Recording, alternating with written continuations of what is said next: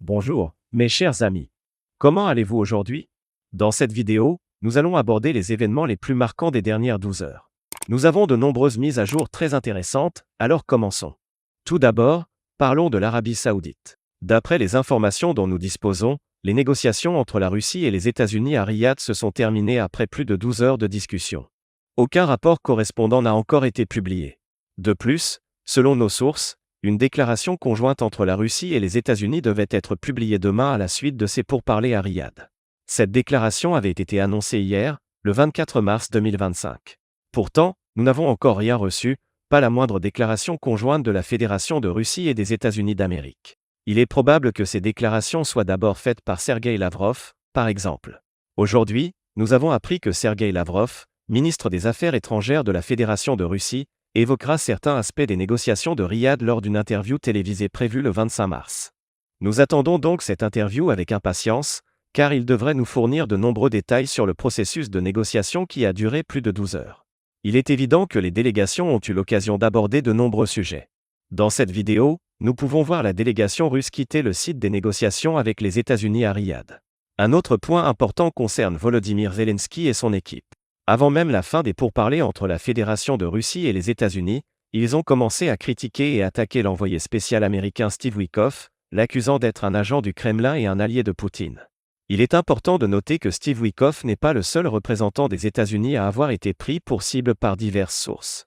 Actuellement, nous observons que Zelensky, les Ukrainiens et, plus largement, certains Européens cherchent à le remplacer par une autre personnalité qui défendrait davantage la position de l'Europe et de l'Ukraine. Aujourd'hui, un autre scandale a éclaté aux États-Unis. Un conseiller de Donald Trump aurait accidentellement ajouté un journaliste de The Atlantic à une conversation confidentielle sur Signal, où étaient échangées des informations militaires sensibles. Selon The Atlantic, le secrétaire à la défense EXA aurait partagé des détails précis sur les frappes américaines au Yémen plusieurs heures avant qu'elles ne commencent, incluant des informations précises sur les cibles, les armes utilisées et le moment exact de l'attaque. Au départ, le journaliste pensait qu'il s'agissait d'une blague, mais 2 heures plus tard, les frappes ont bien eu lieu. Ainsi, nous constatons que 2 représentants influents des États-Unis, proches de Donald Trump, sont actuellement la cible d'attaque. Il est fort probable qu'il s'agisse d'une opération spéciale menée par des acteurs européens ou ukrainiens dans le but de discréditer Trump et d'écarter des figures puissantes de son entourage. Quoi qu'il en soit, attendons de voir ce qui se passera ensuite. Ce qui est certain, c'est que les États-Unis seront contraints de réagir face à ces 2 affaires, et il est probable que l'un des représentants spéciaux soit évincé par Trump. Steve Witkoff est une personne compétente qui accomplit un travail remarquable. Ceux qui le critiquent sont frustrés de le voir réussir là où ils ont échoué durant 4 ans. Par exemple, J.D. Vance a tenté de le défendre, mais jusqu'à présent, nous n'avons pas vu d'efforts similaires pour soutenir Mike Waltz. Au cours des négociations, les États-Unis ont également partagé quelques informations sur les discussions en cours entre les délégations russes et américaines.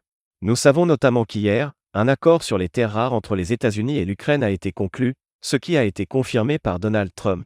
Nous avons un accord sur les terres rares, nous allons bientôt le signer. Un autre sujet majeur abordé lors de ces 12 heures de discussion concernait les territoires contestés.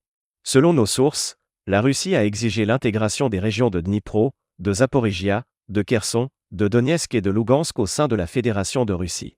Moscou a également demandé le retrait des forces armées ukrainiennes de ces régions dans le cadre des discussions avec les États-Unis, d'après The Moscow Times. Ainsi, il est probable qu'aujourd'hui, nous recevions de nombreuses déclarations intéressantes de Lavrov et peut-être même une déclaration conjointe des délégations russes et américaines. Parlons maintenant de la situation sur le terrain.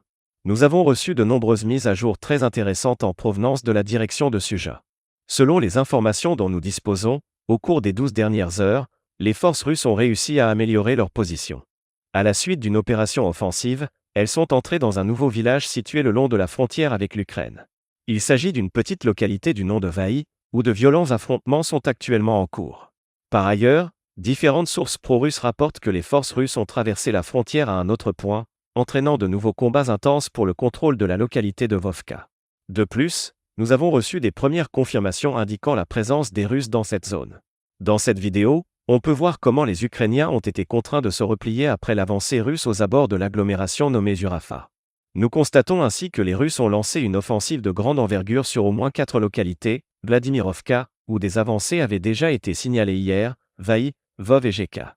Il est probable qu'ils cherchent à établir un contrôle total sur ces territoires, notamment sur les villages d'Alexeïva, Yunka et Lao.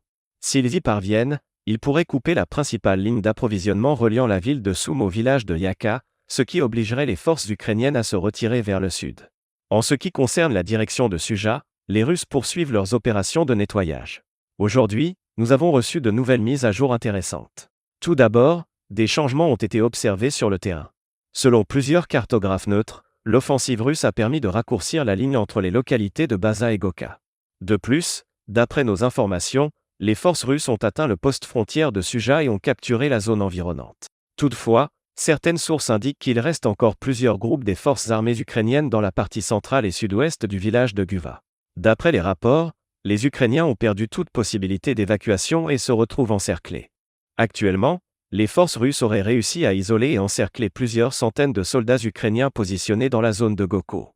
Bien sûr, nous ne parlons pas de l'ensemble des forces ukrainiennes, mais il est probable que plusieurs centaines de soldats soient pris au piège d'ici le matin du 25 mars 2025. Par ailleurs, l'offensive russe se poursuit dans les environs des localités de Gwa et Milao. Des évolutions notables ont été constatées sur le terrain.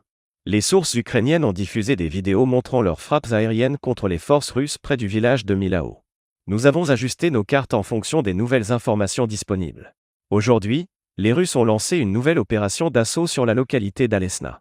Au matin du 25 mars 2025, les Russes ont terminé leur préparation d'artillerie et ont réduit le village en ruine sous l'effet de frappes massives. Les prochaines 48 heures seront probablement décisives pour ce petit village. Passons maintenant à la situation dans la direction de Belgorod. Selon les informations disponibles, les Ukrainiens ont amélioré leur position au cours des 12 dernières heures. Ils ont notamment pris le contrôle d'une zone forestière située au sud de Papova et au sud-ouest du village de Dika. Cette zone a été capturée par les forces ukrainiennes. De plus, la nuit dernière, les Ukrainiens ont tenté à plusieurs reprises d'entrer dans le village de Pouva et de progresser en direction de Dim. Toutefois, les sources russes affirment avoir repoussé ces attaques et infligé de lourdes pertes aux Ukrainiens. Au matin du 25 mars, les forces ukrainiennes ont été contraintes de se replier vers la frontière. Nous pensons que ces attaques faisaient partie des dernières tentatives ukrainiennes. Cependant, en ce 25 mars 2025, il est probable qu'ils poursuivent leurs efforts pour s'emparer de ces territoires, notamment des localités de Graïvka, Teidovka et Pouva. Face à cette pression croissante, les Russes pourraient être contraints de battre en retraite. Maintenant, passons à la suite et discutons de la situation dans la zone de la bataille générale. Je rappelle qu'il y a plusieurs semaines ou mois, nous avions évoqué le fait que, très probablement, l'année 2025 allait être l'année d'une bataille générale entre les forces armées ukrainiennes et la Fédération de Russie. Nous pensons que cette bataille se déroulera entre les villes de Pakro, T et la ville de Konstantinova, précisément dans cette poche. Au cours des dernières 24 heures, les Russes ont réussi à améliorer leur position. De leur côté, les Ukrainiens ont contre-attaqué et ont réussi à reprendre le contrôle de certains territoires. Selon les informations dont nous disposons, les Russes ont renforcé leur position dans la partie sud de l'agglomération de Tarasova et poursuivent leur avancée vers le nord avec pour objectif de prendre le contrôle total de cette zone et d'atteindre la route N32. Cela leur permettrait de progresser plus loin le long de cette même route en direction de la ville de Konstantinova. Nous avons reçu plusieurs rapports indiquant que les localités de Panmanova et Alexandra ont été capturées et sécurisées par les forces russes. Cette information est relayée par différentes sources, qu'elles soient pro-ukrainiennes, pro-russes ou neutres, bien que nous n'ayons pas encore de confirmation définitive. En résumé, au début du 25 mars 2025, les Russes ont établi un contrôle total sur l'ensemble de la zone située à l'intérieur de cette ligne rouge. Leur prochain objectif est de progresser vers Valenka et la localité de Subala. Ce sont les villages actuellement visés. Bien entendu, les Russes tenteront également d'attaquer cette position fortifiée à l'ouest ainsi que la localité de Starmolan-Kalinova depuis le sud-est. Ainsi, nous devons nous attendre à une offensive russe depuis Zelo en direction d'Alexandra, puis plus loin vers Zar, dans le but d'encercler autant que possible les forces ukrainiennes présentes dans cette poche. De leur côté, les Ukrainiens tentent actuellement de maintenir un couloir d'évacuation. Au cours des dernières 24 heures, selon des sources de défense, les Ukrainiens ont contre-attaqué dans les localités de Shofnoapaza et Leova. Par ailleurs, les forces ukrainiennes ont lancé une autre contre-offensive dans la zone de la ville de T. Ces contre-attaques, d'après plusieurs cartographes, ont donné des résultats aux Ukrainiens. Ils ont amélioré leur position dans la partie nord de la ville de T et ont réussi à reprendre le contrôle du village de Shinova et de Paza. Grâce à ces avancées, les Ukrainiens ont conservé leur couloir d'évacuation, réduisant ainsi la pression exercée sur leur position dans la poche du réservoir de Kbambitka. Nous assistons donc à des affrontements intenses, et nous constatons que les combats, qu'ils soient russes ou ukrainiens, vont s'intensifier dans cette direction. Passons maintenant à la situation sur le front de paix. Au cours des dernières 24 heures, les Ukrainiens ont contre-attaqué et ont réussi à améliorer leur position dans le village de Salona. Cette information a été confirmée par des sources pro-russes et des cartographes neutres. Nous voyons donc que les Ukrainiens s'apprêtent à couper la poche et à isoler totalement le saillant entre les localités de Vache, et Wov. Cela contraindra les Russes, tôt ou tard, à battre en retraite vers Noatri et Shenka. La situation dans cette zone est très difficile pour les Russes. Ils viennent tout juste de terminer les combats pour les localités de Pichan et Shenka. Après avoir consolidé leur position le long des voies ferrées, ils font maintenant face à une nouvelle contre-attaque ukrainienne. Les forces russes sont contraintes de redéployer des troupes du flanc et vers l'ouest afin de stabiliser la situation, ce qui pourrait permettre aux Ukrainiens de lancer une nouvelle vague d'offensive vers Shenka et vers la localité de Pana. Ainsi, les combats pour ces territoires sont loin d'être terminés, et nous pouvons nous attendre à une intensification des opérations ukrainiennes dans un avenir proche. La situation est critique pour les Russes dans cette zone, mais pour l'instant, ils semblent avoir stabilisé leur ligne de défense. Reste à voir comment la situation évoluera. Enfin, en ce qui concerne la direction sud-est, au cours des dernières 24 heures, les forces russes ont réussi à réduire la distance qui les sépare du village de Rosly au maximum. Cette information provient de sources pro-ukrainiennes. Par ailleurs, selon les informations dont nous disposons, ainsi que les premiers rapports, les forces armées russes sont parvenues à pénétrer dans la localité de V. Naova, et les affrontements pour la partie et de cette agglomération ont commencé. C'est tout pour cette courte mise à jour militaire. La chaîne rappelle qu'elle condamne toute forme de violence dans le monde. Merci d'avoir regardé, abonnez-vous à ma chaîne, mettez un like, rejoignez mon Patreon et passez une bonne journée.